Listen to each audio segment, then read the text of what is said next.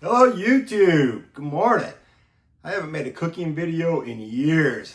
I decided it's about time. It's getting to be fall out here in Michigan and it's fall cooking weather. So I'm gonna make pulled pork. I feel like I've kind of perfected a slow cooker pulled pork. I like to make it kind of sweet. Some might call that like a Memphis style, or others might call it a Hawaiian style because of the ingredients that I use. So I'm gonna move the camera, I'm gonna show you my ingredients, and then show you the process of how I'm gonna make a slow cooker pulled pork. Here we go. All right, it doesn't take a whole lot of ingredients. Number one thing for your tools, of course, is a slow cooker. Got a nice big Black & Decker one. And this particular one, it has a temp sensor on it, which I really like having the temp sensor. It goes through the lid and you can set it for the desired temperature. And then when it gets there, it stops cooking at that point. So of course, the biggest ingredient in cooking pulled pork is a pork shoulder. Got a nice big one here. This is it says a pork butt, pork shoulder, and this is 9.48 pounds. So nice big one. Got myself 2 Vidalia sweet onions. Got some minced garlic, can of pineapple slices, and some Memphis dry rub. So pretty small list of ingredients, and I'm gonna go ahead and get started. First thing, I'm gonna dice up these onions, and I like to put them in the bottom of the crock pot so it makes a bed for the pulled pork to sit on, or for the pork loin to sit on, pork shoulder, pork butt, whatever, for it to sit on. I like to keep it up from the bottom of the slow cooker. So by doing that, I feel like it's not direct heat right on it, and it lets the fat drain down and it gets into those onions, and it really makes quite the aroma, makes quite a nice broth down there in the bottom. So I'm gonna dice up these onions, toss them in the crock pot, then we'll move on to the next step.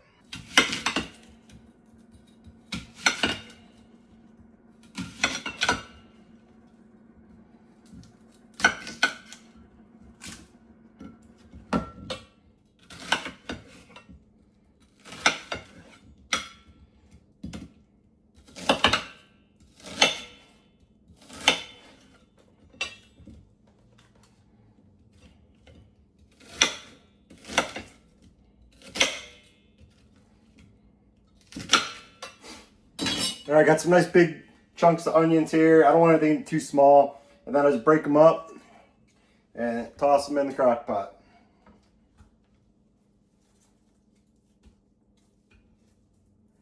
Make sure to separate all the layers. You want, maximum surface area, of course.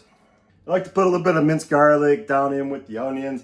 Not too much. This container is almost empty and it's right at its expiration date. So I'm just gonna dump the remains of this into the crock pot. Get all that garlic juice down in there too. Really give it a nice broth. All right, here's what it should look like. Got all my diced up onions, got some garlic down in there.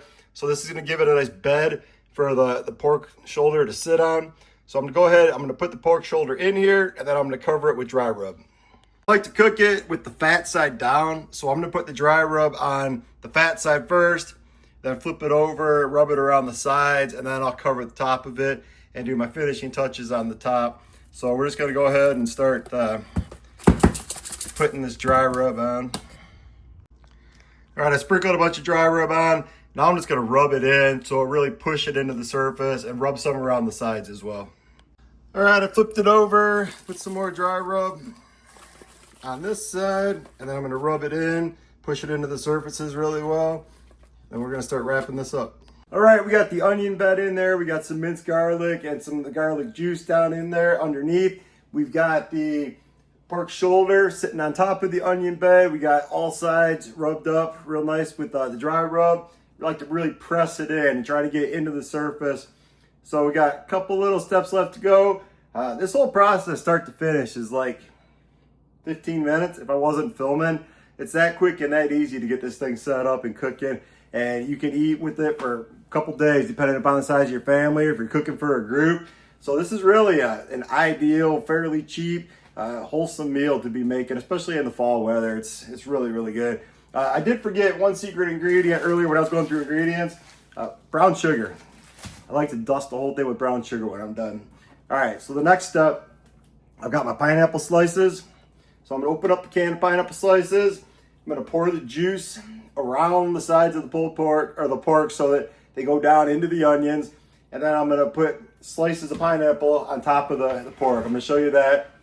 So I detest any kind of Carolina barbecue. I hate anything vinegar based, pickles, you name it.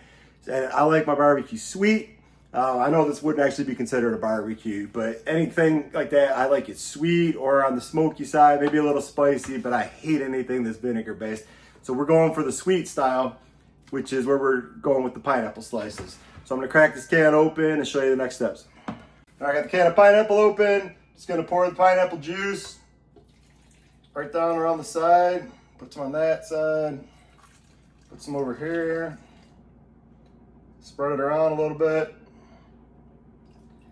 Get all that delicious, delicious sweet pineapple juice down into those onions. All right, next thing, take the lid off the pineapple.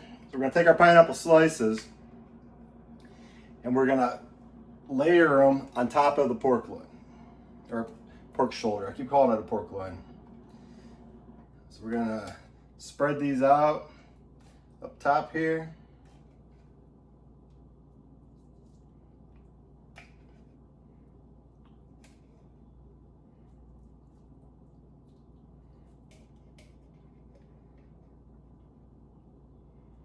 And if you got more than what'll fit on the top to spread it out, just dump them around the sides, put them down in with those onions.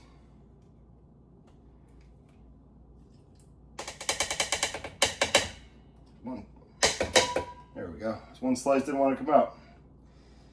All right, so now we've got the pineapple slices all laid out. Now, it looks real pretty. And next step, I like to get my garlic. This one hasn't been open yet. I got to break the seal, so I'll stop the camera for a second. I got to open the seal up. But I like to use a spoon, and I like to fill each of the little pineapple slices with a little bit of the minced garlic. So it keeps it contained in one spot, and it gives it some extra flavor. It's going to melt on down through. Looks kind of pretty too.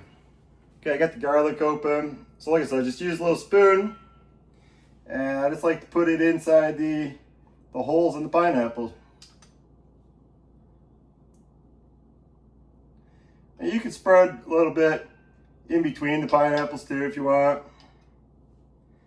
You know, it's tough to overdo things with garlic. Everybody loves garlic, right?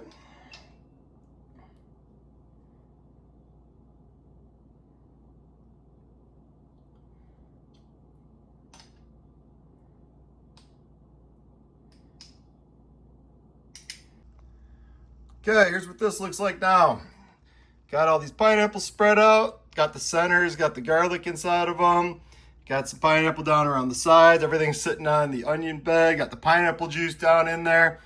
So my very last step before I start cooking this thing is I'm gonna dust the whole thing with some brown sugar. You don't wanna go overboard with it, but I like to give it some sweetness. So open up the brown sugar and go ahead and do that now. Now I have experimented. I've heard about using some Dr. Pepper or some Coke or even root beer and adding that for some sweetness and for some of that little Dr. Pepper flavor or Coke flavor. I tried it. I didn't really like it all that much. I prefer just sticking with the pineapple juice. Gives it a little bit more natural, and I like the sweetness of it without being overpowering, without introducing some weird flavors to it. So I've got dark brown sugar and just gonna spread some of that out here. Don't go too crazy with it. Just give it a little bit of a nice glaze.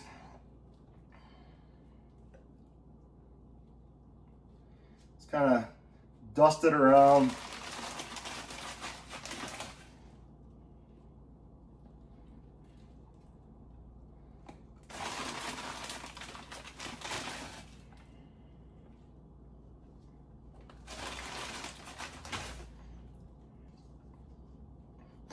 All right, gonna pack that in now.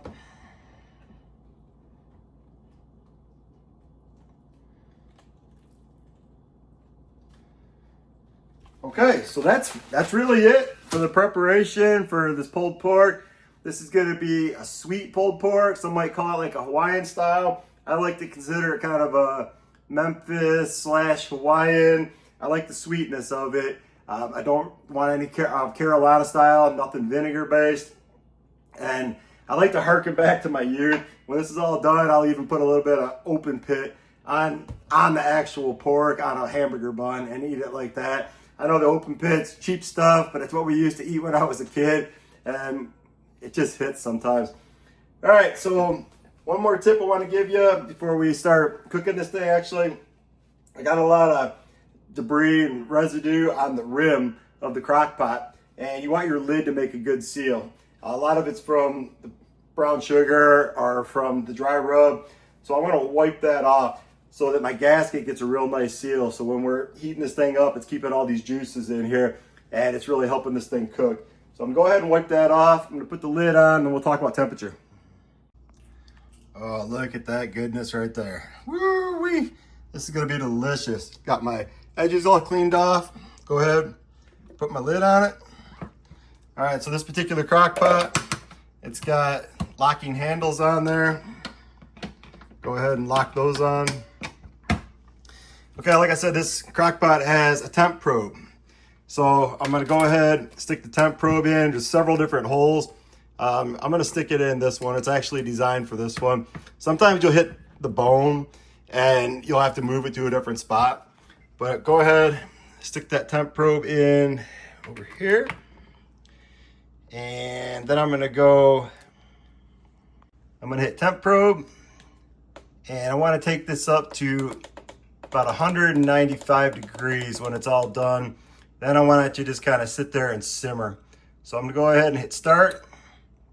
And as you can see, this thing's only at 42 degrees right now. So it's gonna take a couple hours. It's gonna take probably 5-6 hours. All right, got this thing.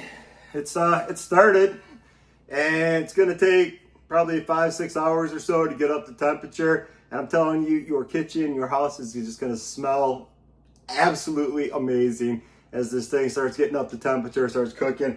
That pineapple's gonna break down, the fats are gonna break down, the tissue's gonna break down, the brown sugar's gonna melt, those onions are gonna cook up, and it's gonna make this nice broth down in the bottom. And it's gonna be a mixture of the onions and the brown sugar and the pineapple and the garlic. And that smell is gonna be absolutely amazing.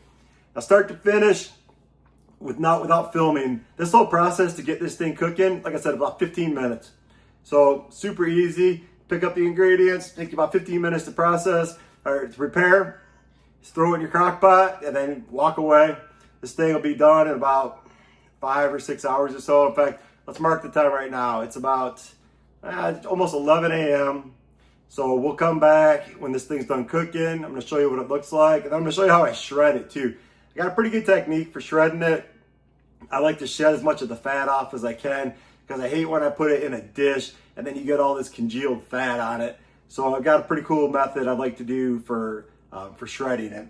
So we're gonna let this thing cook about 5-6 hours or so, clean up the kitchen, and we'll come back, take a look, see what this thing looks like. Okay. All right, it's been cooking about 2.5 hours. Temperature's up to 91 degrees, internal temp. So it's still got a long ways to go on the internal temperature. But I'll turn the camera around and just show you what it looks like. I don't want to take the lid off, let the heat out, but I'll show you through the lid. It's bubbling pretty good in there. So the fat's melted down and much of the moisture came out of it, and it's bubbled up to almost to the top of the meat at this point. So I'll show you that. There we go.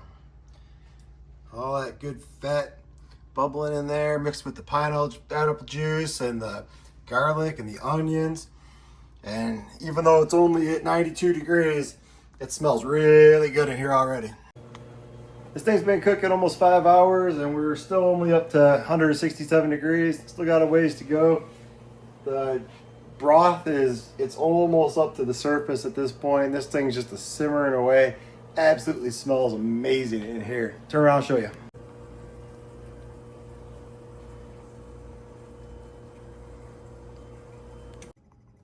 All right, the pork shoulder's been cooking for just about 6 hours, and I finally got up to temperature.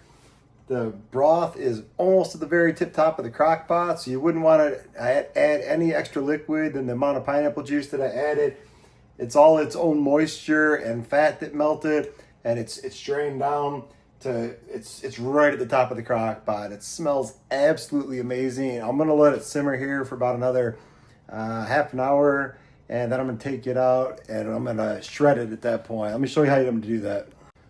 So when you cook these, there's a lot of fat, it melts, but then it'll congeal when it cools down. And it's kind of gross when you shred all the pork and you put it in a container. Like I like to use a 9x13 glass Pyrex container to put it all in with a nice lid on it when I'm all done. And if you have a bunch of the liquid fat, it congeals and it's kind of gross. It'll melt again when you reheat it in the microwave or something, but I try to get as much of the fat off of it as I possibly can. So let me show you. So I take this spaghetti strainer. So I got a big pot and I got this strainer that fits inside of it. And I'm gonna transfer all the meat from the crock pot into here. And then I'm gonna use a couple of big forks and I'm just gonna shred it all up.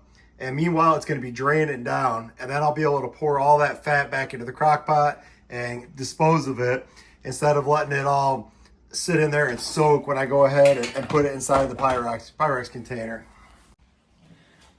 All right, this thing simmered long enough. It's time to go ahead and shred it. Pop the lid off, show you what it looks like. Then I'm gonna go ahead and shred it, just like I said, in the strainer to let the fat drain off. All right, here's how it looks. This is absolutely delicious. I'm gonna move all these pineapples off. Get most of that garlic off of there. This is fork tender, ready to shred. So I'll go ahead and move this, either the whole thing or chunks of it, over the other container. Then I'll go ahead and start shredding this, be ready to eat. Look at that, it just falls apart. That is delicious. And this smells amazing. Okay, I got all this magical goodness shredded up inside this pan, or inside this pot, so then it can drain down, get the fat off of it. I'll transfer it to a Pyrex. And we're actually gonna plate some up right now and eat because we gotta go out for an event tonight. So may as well go eat some of this. All right, for reference, that size pork shoulder that I cooked, it pretty much completely filled a 9x13 Pyrex. Whole bunch of goodness right there. All right, we're gonna plate some up. Personally, I really like a Hawaiian bun with these. Got a little bit of sweetness to it, just like I like my barbecue, a little bit of sweetness to it. And I know I said earlier that I don't like any vinegar-based stuff, pickles or barbecue sauces or anything like that. Definitely don't like a Carolina barbecue. And I mentioned that I got some good old open pit. Honestly, usually I buy a Memphis sauce, something like that, a good barbecue sauce. But this is what we had when I was a kid. And a little nostalgia struck me when I was in the grocery store. And I know vinegar is one of the ingredients in it, but it doesn't really taste like a vinegar sauce to me. It's got a lot of sweetness to it. So I'm just gonna put, got my buns, gonna put a little bit of pulled pork on there. Slap a little barbecue sauce on and give this thing a taste.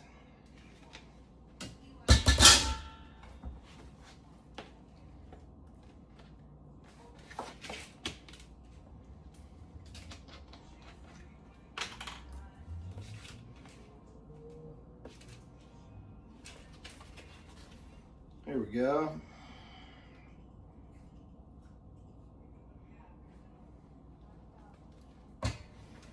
All right, that's it. So like I told you, it only took about 15 minutes prep time. This thing cooked about 5 hours. It could have simmered a little bit longer, gotten the meat a little more tender, but we needed to get to a function tonight, so I pulled it out a little bit early. But that's about it. Pretty easy meal. Now we can eat on that for 3-4 days, depending on how many people we're feeding. It'd be great for a party, for a potluck, if you have to bring something to an event. It's good stuff.